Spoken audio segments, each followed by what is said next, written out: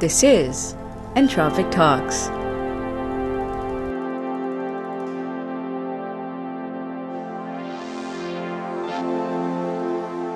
Leadership part in almost like 2016. So I graduated in 2009 to 13 from SRM. And later, after 4-5 years, I really worked with a lot of people. I understood this is one thing. If anyone can learn, they can probably do a lot of magics around. Magic in terms of empowering people, helping people with right things. Kind of getting them to their successes and goals. And it eventually happens when I work with a lot of people. I understood that this is one set of skills. If people can really learn and grow, things which will be much better in our system. Yeah. Okay.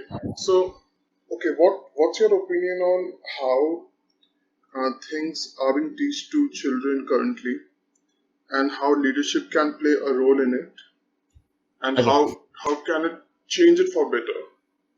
Great. So I guess if you talk about kids on a primary level, like in the very early stages, I guess we all should focus on better parenting skills rather than see, again, because students goes to school for a very short duration there, and we cannot again, parents have the mindset, if I send them to a school, they will get success. But I guess it's the other way around. It is the parents who have to get trained to give them right resources. Currently, I was just amazed to see people in my network at LinkedIn who are around 10 years, 12 years old. They're running businesses, they're hosting podcasts and things like that. I was really amazed. See, again, how they're able to do it out of so many students, because they've got right parenting there. Their parents have been more encouraging. They understood what a student or a kid needs at the right moment. And I guess if we have that kind of systems, it would be much better. And I guess it starts from home. So that is what I mean here. And obviously on this academic sides and higher level of educations, I guess we all should have a very nice setup rather than doing one side of education, which is known as these days flip side classes and other way around, where faculties and teachers get involved with the students to learn with each other rather than just passing on information from one end to the other end. It can be more of a double-sided communication, where students can be encouraged to learn the things and techniques rather than taking up bookish things. So this is what is my take on this. Yeah. Tanmay, please do let me know. Yeah. What is your take? How do you feel about it? Like, do you want anything to be changed here? I think parenting is one factor. I believe Yeah. there are many other factors apart from parenting. For example, that entrepreneurial skills are not being Yeah. developed, and they're not being promoted in the schooling system as of now, according to me. Correct. I mean, Very. children are said that they should keep on track, like they True. should do what they are doing right now, Correct. and so if someone gets a little more creative, then Mhm. they're not looked upon, but they're not Yeah. they're not motivated to do it more. That's my True. opinion. True point. And even I've been campaigning now. One very important thing to all the students. There've been a culture, where our elders used to ask us, how much salary you're getting. I've started telling people, let us encourage a system where we can ask our kids and whosoever is there younger to us, how I can help you, rather than asking, how much you are earning. There should be an attitude of helping each other now, rather than asking what you are getting and all, because that doesn't make really good sense. What does, if I am earning 1 lakh or 10 lakh rupee a month, how does it make sense to other people? Correct. So we should be more supportive, as you mentioned. Obviously entrepreneurship is one thing. I guess it should be encouraged like anything, because if students start doing that from the early stage, I guess they have a better chance to get furnished in life. And most of the time what happens is they're not encouraged. Yeah, you're very right on this. If they're not being encouraged, they lose hope, and the journey becomes really tough. So anyways, who want to become a big shot, they will surely go ahead and pursue it. There's no to it. Rightly said. Yeah, Tanmay rightly said. I guess there should be much better systems where people should come and teach entrepreneurship and support each other. Like somebody is talking about the shower of the kids shower to a business shower, correct? I guess yeah, it is rightly said. It's a high time we should all start encouraging people. Like I started doing one small thing. I know few resources like Linktree, where you can make all the links at one place, and a Wixpace website, free of cost websites. So I made a promise now. If I meet anyone, I'll at least try to help them with this. It just takes around 5 to 10 minutes or 20 minutes hardly, correct? We can set up these things for them if they are not aware of it, and probably hand it over. So these are the little things we can contribute to make things much better. Yeah, Tanmay, any take from your end on how we can progress on this line, so that we can probably work together or get some resources. Yeah, sure. We'll discuss it. Well, I don't have anything right now. I'm still trying to figure out my life as of now. So, Yeah. So once that is in place, then I can look into it. And I have a couple of organizations in mind. Do let me know if I can connect you with them. They are actually working on the same ideology. It just came through one resource. So they've been helping students at the very early stage to start up businesses. Maybe you can be associated with them and see how it works out. Sure, Tanmay. Yeah, please say. So I guess you wish to understand maybe more of a leadership perspective, which might, yeah. So leadership, I guess it can come around. See again. So a beautiful example I'll just share here, and then probably take it up on with you. So I have understood this after talking to a lot of toddlers and kids. They're naturally a very good leader when they're born. They have very nice skill sets to help people, have compassion towards others, even animals. I know few kids in my home. They usually feed animals on a daily basis, so they feel so concerned with them. They're so compassionate towards them, and it's a regular habit now for them. And I guess this is a very good thing. We should all learn from them how to be so much compassionate from the early stage. Now how they when they grow in life, this actually degrades with time. And why it happens? Because we are not able to again encourage them when they do good things. Sometime one or the other person will try to tell them this is not so cool. And when they get this indication that people are telling it's not so cool, so obviously it will not be so cool, so they stop doing it. And another interesting thing I learned from one of my mentor recently. So she was telling her mentors to mentor who almost makes 7 crore rupee a month kind of thing from just one business, which is coaching business, was telling one beautiful line that 96% things are taught to us are all wrong. And again, there's a very good context to it if you like to see, like all this beauty products, all the cinemas, they're not at all telling you the reality. I guess most of the cinemas are not telling us the reality, correct? They're telling some beauty dreams, where people get into trapped. Even newspapers. One of my mentors, Shri Govind Dholakia ji from Gujarat, he's a big businessman. So he used to tell a beautiful case study. He says, I asked one of the newspaper publisher that one of my friend donated 10 lakh rupees, and that news you published in 50 to 100 words, and there was a robbery of 2 lakh rupees you published on the front page. And he says, yeah, people want masala, so I'm just doing that. So when people want masala, they are projecting that way, and it is actually a wrong information, correct? So people who are doing more, they are not being projected nicely because the consumption is not there. So that is why this person has quoted that 96% of the things we've been taught are not so great. Like again, Billy Rasta kat jati, kind of thing we have heard. Yes. Yeah. So these are the things, pretty good things. I'm just learning recently from some great mentors. And what you have been doing now, yeah. How So- is your journey? Yeah. I mean, I have a question on that. If things aren't things are not correct, 96% of the things that we learn are not correct, right? Hanji. And it is mostly influenced by the society, True point. because individuals are influenced by the society as a True whole. So, I mean, even if what happens is that if one person tries to change for good, Mhm. then he is targeted in a way that he's targeted as he's treated as an outcast, in my opinion. So that pulls him from changing for better. What's your thought on that? True, Tanmay. I guess what you rightly said. and this happens because of many times people are not aware of what is going right and wrong. And I guess what I've been doing so far is maybe not the best thing, or maybe not the best practices, but I've been starting questioning things which are happening around us. For example, I've been recently talking to my family also about kind of ceremony we do in our marriages, Hindu marriages, where groom is to sit on horses, female horse. So I've been asking how this came up. When you start reading about it, it's a very different story, and we have been putting into and doing it from ages now.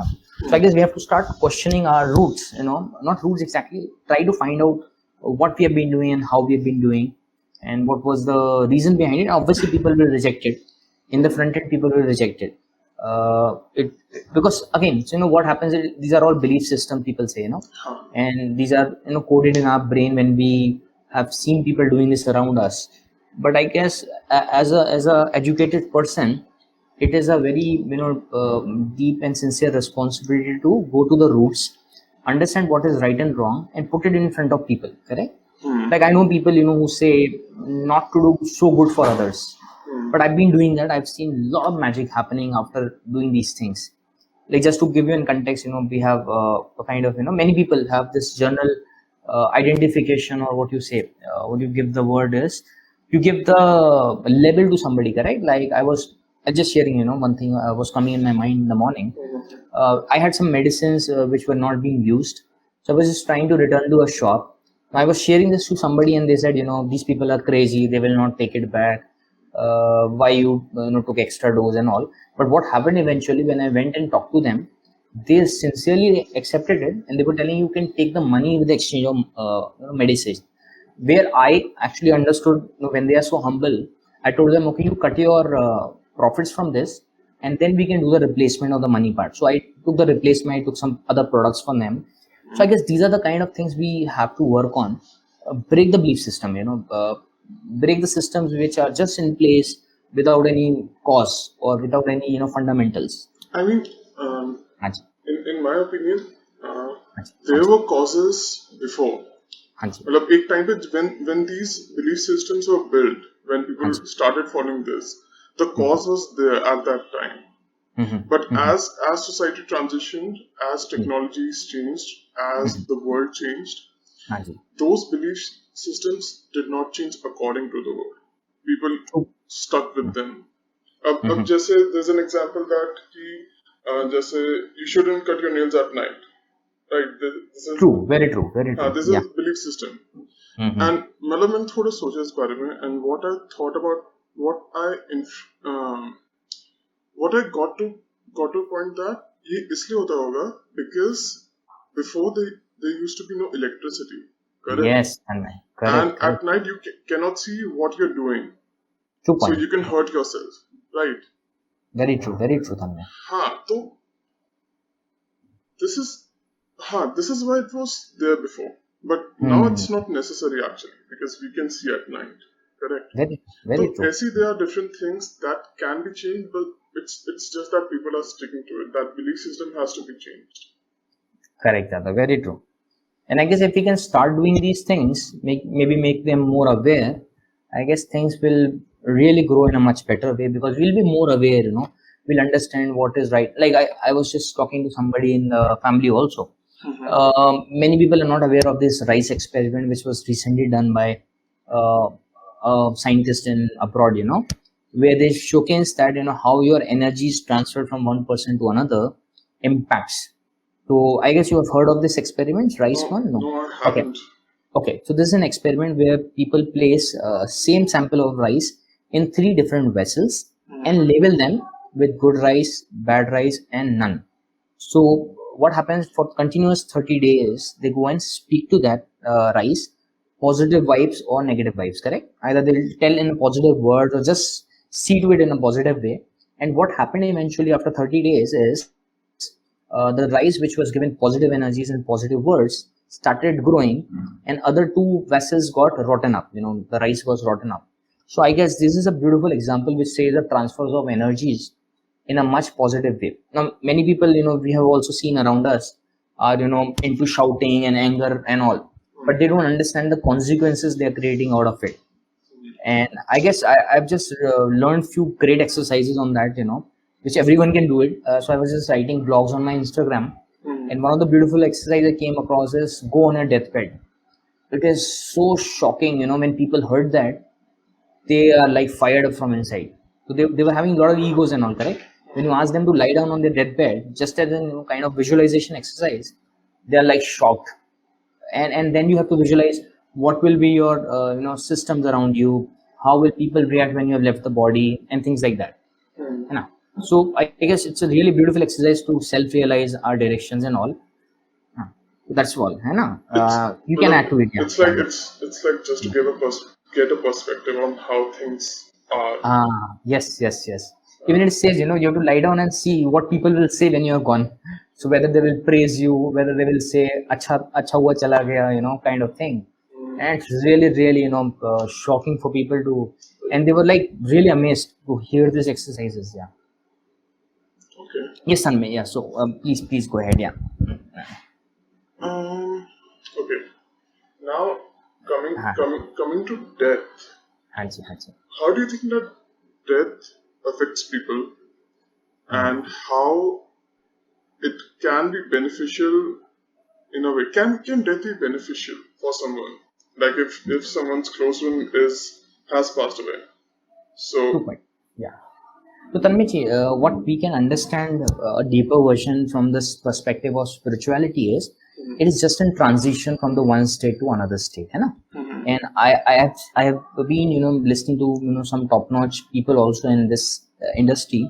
They've been telling in this pattern only, and even in if you have seen Tamil Nadu and all, they really appreciate when the person has left from a physical state to the another state. And why they do, Hanji, and why they do that? When you go to the ground roots, they say it's better.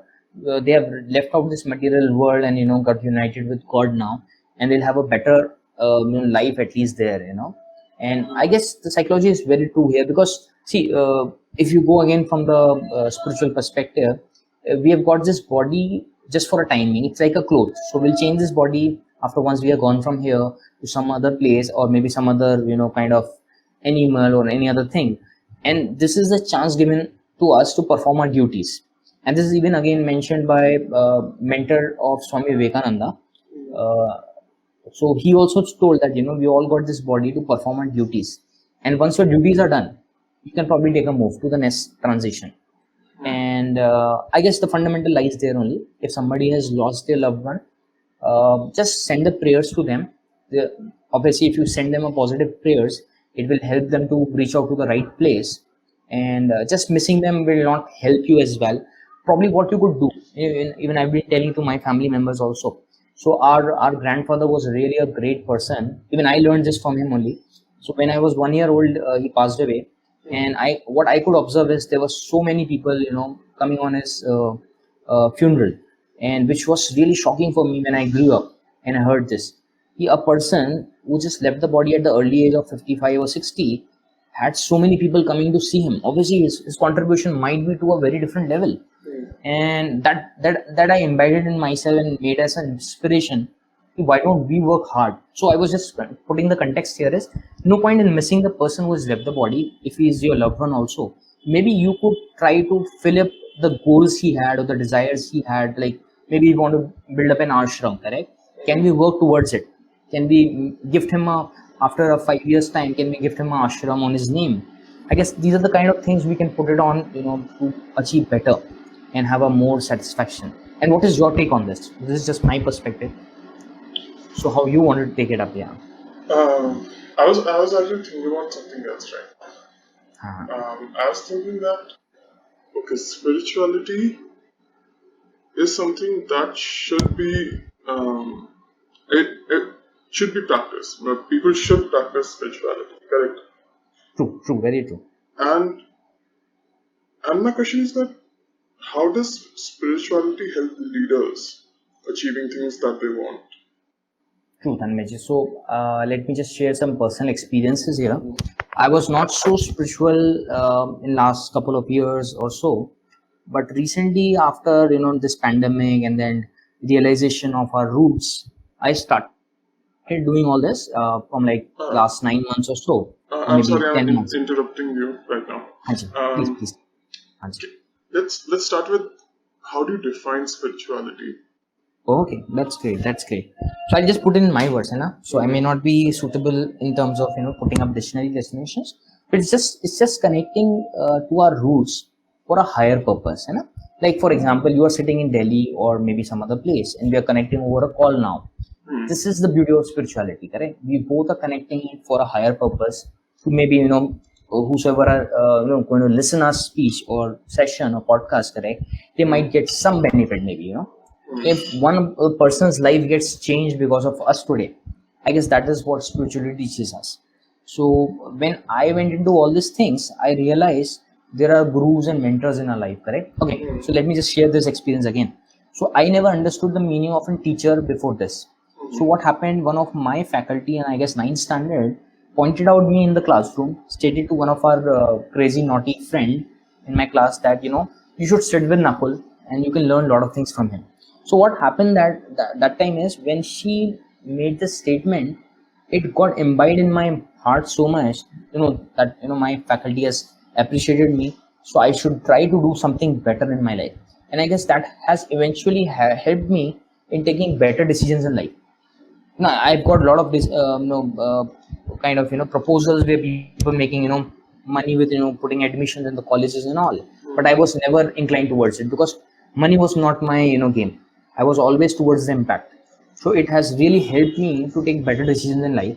And after doing spiritual prayers and meditation, I really do even Thanksgiving for her every single day. And I guess that's how the beauty of spirituality is. You might not realize somebody's importance which has happened in the past journey, but now you acknowledge it. And even Guru Purnima is coming on 25th of this month, so 25th of July. So I'm trying to go and meet all the mentors and gurus in my life, because they are also a part of our life. They have taught us a lot of things which we might not acknowledge at this moment, but once we are at a higher stage, we'll surely be able to understand all that. And what is your take on this? Yeah. So how you would put spirituality into context? I don't Yeah. know. I honestly don't know. I Uh-huh. mean, as well, like you said that for before 2 years you weren't that spiritual, correct? And I'm still looking at I'm still looking for the definition of what being spiritual means. Hmm. So what I'm thinking is that that was your definition of being spiritual. Hanji, So I hanji. need to find my definition of what is being spiritual to me. True. And as you said in a point, मैं उससे थोड़ा extract कर रहा हूँ middle में से, that you don't do this for money, correct? Mm-hmm. This is solely for you, for your own happiness and the Very true. happiness that others feel after that, correct? Correct. So, Correct. well, my question is that money is important to a certain level, correct? Yeah. Very true. So, how do you find a balance between where you can focus on money and where you can focus on your happiness? Yeah. So I guess again we have to go down to our roots, as I mentioned. So when you go back to spirituality, everyone is designed as well. Even they say in a very different perspectives also. Like a fan is designed for a purpose, correct? It has to push in air and give you a lot of coolness. And similarly, AC is there and mobile is there. So similarly, all individuals are also designed for a purpose. And the way we start connecting towards our real purpose and goals, it will eventually give us happiness when we start putting our steps, baby steps towards it. So that is my take on it. And obviously money will come on the way. Like in the starting, I was also having a very wrong mindset about money, but now it has literally improved and I've seen things happening. People usually come to me and say, I want to join your program, and they end up paying the money. So money will eventually come. But I guess our focus should be, delivering what is our real purpose. Like even again, going back to Swami Vivekananda and his guru. So his guru duty was to just pass on the message of spirituality and, how we can treat everyone equally, how we can empower others. And he took up this challenge as an individual and spread his guru's message everywhere. So I hope I'm making sense on this. If not, please do guide me. Yeah, do I feel mean, free to give feedback. Yeah, yeah, yeah. my opinion on this is that um, money and happiness are linearly proportional to a Very certain true. level. Hmm. Like the more money you make, the more happy you get because your life improves. You Yeah, can it gives you freedom to do things, but that is to great. a certain level. And वो level सबका अलग होगा. Very true. So Very true. once you reach that level, that where you are satisfied with the amount of money you have, Hmm. उसके बाद I think comes the spiritual part because you don't Very, have to focus on survival now because money is equivalent to survival. You need money to eat food. very So true. once your survival part is in order, then you can focus. Then people have time to focus on the spiritual aspects. This is what I Very, think. very true, Tata. Nice way of seeing it. Yeah. So this really helps, and I guess that's what I mean. When even leaders start understanding this, I guess there's a whole change of kind of action they take in life. Hmm. So again, just to give you a beautiful example about Ratan Tata, one of the people came down to him. I guess the blue collar workers, and there was some problem issue with their restrooms and all, and they were trying to do a strike. And when he came to know on that, he was asking a solution to his all colleagues there, and all colleagues were like, we'll fix this up in a week's time. We'll fix it up in some days. Don't worry, sir, and all. And as a leader, he just gave one beautiful instruction. He said, okay, let's change the boards for the executive toilets to the normal toilets and normal toilets to executive toilets. And let's do the game. Let's see how things will not work from tomorrow onwards. And everything changed, And I guess that's what a role of a leader is, to give right inputs, right suggestions with a higher purpose. Again, you could understand the depth version of this. People will never encourage people under us, or people who are earning less, or never will not ever encourage them. But when you have a higher level of understanding, you surely can make a lot of good solution on the spot itself. Yeah, so Coming to that, what do you think? Okay, we talked about emotional quotient, correct? Hanji. Before this talk, that Yes, yes. there's a thing for emotional quotient.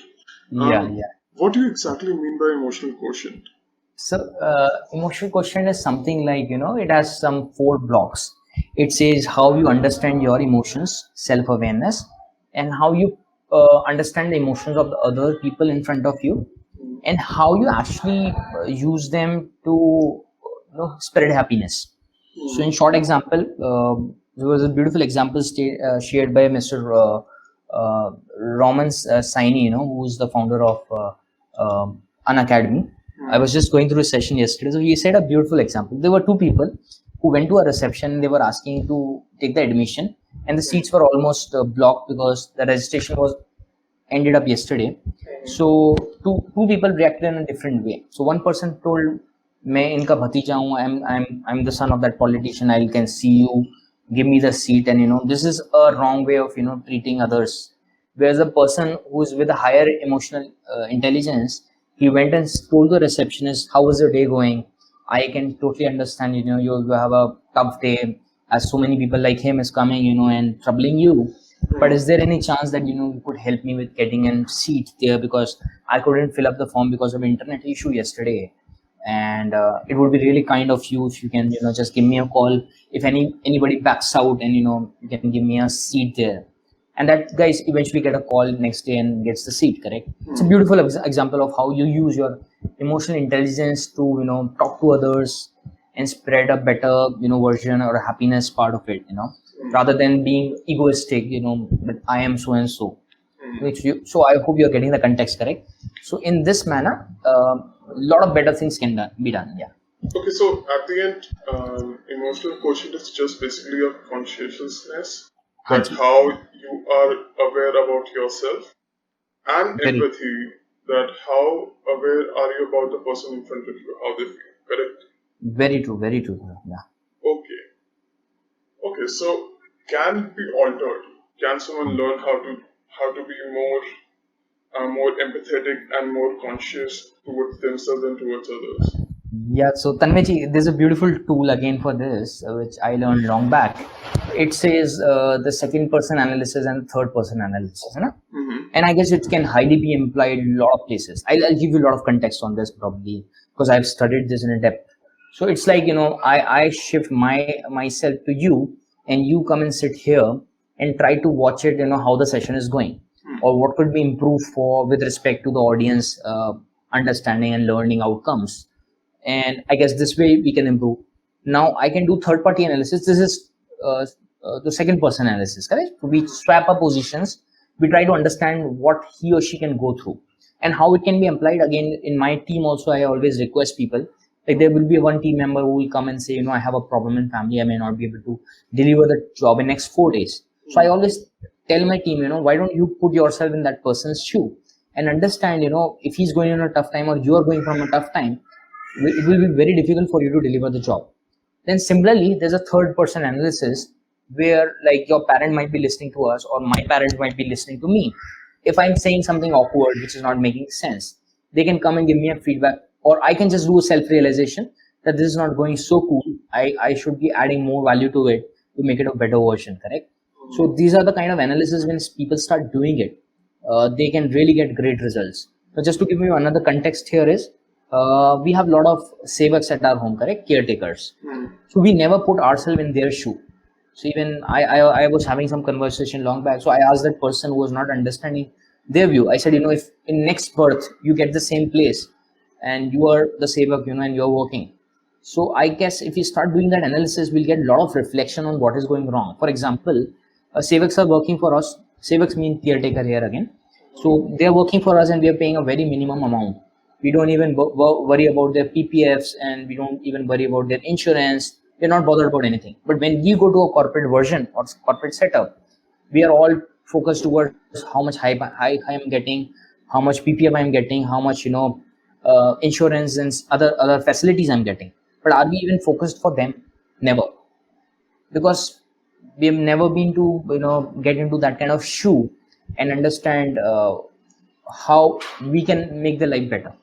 I think there's more to that. Yeah. I think there's an historical argument that could be made in this context because, look, this is me just speculating. I have to study more sociology on this, but well, whatever I've seen right now till now is that how it's just as how Britishers treated Indians when they were there. Okay. Correct, yeah. And that same thing has passed on to what the current situation is. There's a sort of hierarchy, right? And people in the bottom of hierarchy are being treated in that way. Correct. Although they shouldn't, they should not be treated this way, but they are. Yeah. And I think that it will be there always, because as soon as there's a hierarchy, some people will be mistreated by the people in power. Correct. So correct. I'm following this person. I'm following a psychologist from Canada. His name is Jordan Peterson. Okay, and he said that the hierarchical structure of a society is embedded into our brains. That humans will segregate themselves into a hierarchy, and there will be differences in power that people have over others, and that cannot be eliminated because that is how people are made. So, what is your opinion on this? That can this be eliminated, or is this going to be the same always? So I may not be the expert in this area, but I believe, you know, it should be eliminated in the sense, you know, I guess I'm just talking about the positive side of it, because just imagine a place where we all respect each other, we work for each other, and there's no junior, senior, or higher grade and lower grade kind of ambience or a setup. Obviously, it is there right now, as you mentioned rightly. But I guess just imagine a world, you know, where people are all respected for their job. It might be any job. it might be, being just a caretaker, it might be a CEO of a company. If all are treated in an equal manner, and I'll tell you, my perspectives also on this. I've done a lot of magics in this area, and what I mean by magic is having a very interesting communication where a person is ending up saying, I really loved meeting you. So it just happened recently when I was traveling back from Chennai to my hometown. I met a person who was a vendor in the train, and we had a nice communication about what they've been going through and how, as an individual, I can support them. And he was really impressed out of the communication because he really felt, that he was able to meet somebody who's trying to help. And I guess it's a social responsibility. Again, if you see from another perspective, being an educated and an mature person, it is our responsibility to help all these kind of people who are not able to get justice or right. Imagine just why I'm saying these members are not at all getting a very good salary also. So how we expect their kids to be getting well educated? And the education in the government sector also, like government schools and all, so it's not that so great. So I guess it comes down to the social responsibility from our end. And why I'm telling that, again, Sudha Murthy ji and the person I'm following, Shri Govind Dolakia ji, both are actually encouraging these things. I hope you have heard of the examples by Sudha Murthy ji also, where she was telling her kid, and like you were telling, how this can be embedded in other people. So she was telling her kid, when the kid was asking for 50,000 rupees for birthday celebration. So she mentioned, why can't you use this money to, sponsor the kids' education for our driver? And I guess if we all can set up these kind of systems, it may surely give an amazing result. So just imagine, I'm just trying to give you a context here. Just imagine a system where we all are treated equally, and it will be really a beautiful system. Okay. Tanvi, yeah. Now, transitioning from this, how does TAM help people get this thing done? What's your role in TAM? What is TAM as a whole? So we started this journey of Tam Enterprises way back in 2013. So our fundamental role was to help people with quality education. And meanwhile, we have met at least some 5,000 students on our path in last couple of years. And we always encourage them to show the right things rather than, giving them some certain advices which are one-sided oriented. So the whole mission was to start and give, again, it's not achieved. I'm still on the way, I have to do a lot of efforts and put in a lot of things in place but what we have done, one good thing is we have collaborated with certain organizations who are really doing pretty good work, and we've been promoting them in our system. Like one of the organization is Pranyas from IIT Bombay based alumni, and he has been adopting village based kids, and we people like us are sponsoring the kids education. And it's a beautiful setup. So they charge nearly 200 to 500 rupees per student per kid, and we just give that a monthly kind of fee, and their education is taken care by the organization. So they make sure that students have the access to mobile for their education. They get the right set of books and other things. And I guess that is a really beautiful setup. And this guy is again inspiring.